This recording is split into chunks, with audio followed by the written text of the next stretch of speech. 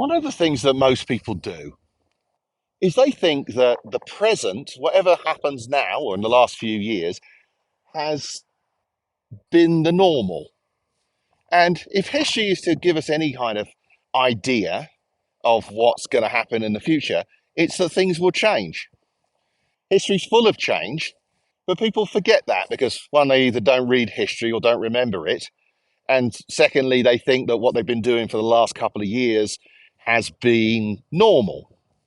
A perfect example of this would be this whole concept that we've all got or appear to have in our hands now with this whole return to the office idea. We've got to get back to normal in the office. But the office isn't normal. In fact, for most of human history, there's no such thing even as an office or work. So, how could it possibly be normal? But even if you were to only go back a few hundred years, you go back to the beginning of the Industrial Revolution, a time when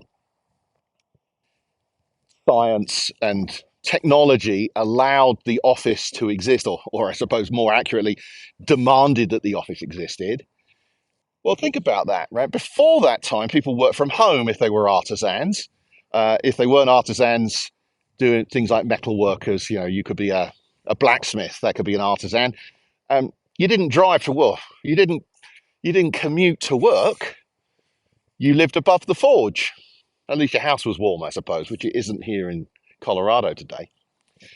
But for the most people working on a farm, you left the farm, or you left your front door, you walked outside, you were in the farm. From about the 1800s onwards, in Britain initially, and then the rest of the world, people started going to factories to work because that's where the power was, that's where the energy was, that's where the machines were. And the office was really the paperwork factory that sat on top of the kind of real factory, as it were, the place that actually built things. Now, from the 50s onwards, most of those factories moved somewhere else.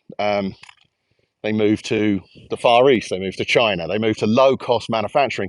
But the offices stayed, and increasingly those offices were full of the big, important machines. And what were they? Of course, they were the computers for offices that ran the organizations. And then the internet came out, and then everyone started going to the office to use the internet. And from about probably 2010 onwards, for most of us, we actually ended up with more internet bandwidth at home than we did in the office. And you actually think about the ramifications of that. If you go to the office to use the machine, well, think of it in these terms. In 50 years from now, you may turn around to people, your grandchildren, and say, yeah, I used to drive for an hour to go to the office to use the internet. And they'd look at you and go, but didn't you have the internet at home? Yeah, well, yeah, we did, but they liked us to come into the office. Why? Well, they wanted to check in on us. Why? Well, because ultimately they didn't trust us. Now, this is a little bit like political reform. Every political party will tell you that they want to change the system, right until the point where they get in power.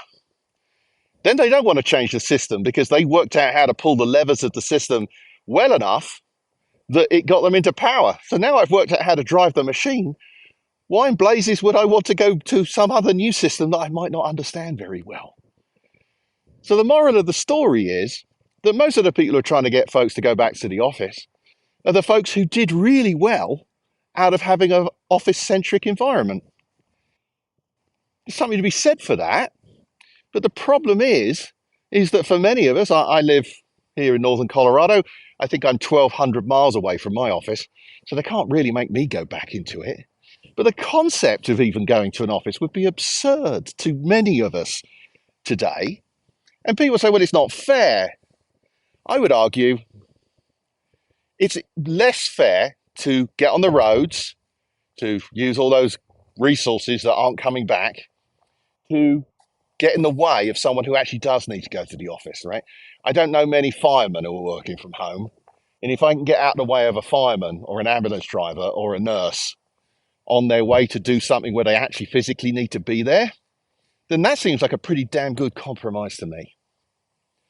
So when people say return to the office or back to normal, that would imply there's any such thing as normal, and there isn't.